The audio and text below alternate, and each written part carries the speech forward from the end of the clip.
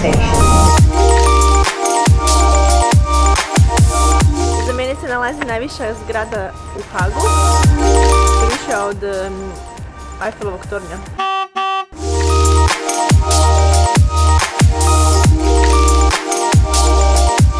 Iza mene je zgrada vlade i ovdje jednom godišnje kralj Albert održi govor, a molim vas obratite pažnju na fontane. Mislim, mi onak imamo Nutella, pistacio, choco balls. Ispred Bram Mladage idemo si uz krompiriće, naravno. With, I don't know, mayo. Plaža, more. Evo nas na piru i sad ćemo se prošetati kroz njihov pir. Gdje je pir?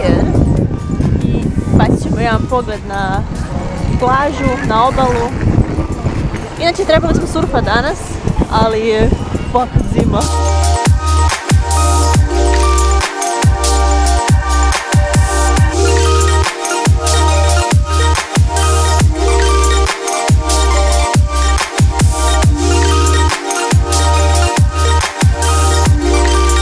Miami Beach, baby. Not.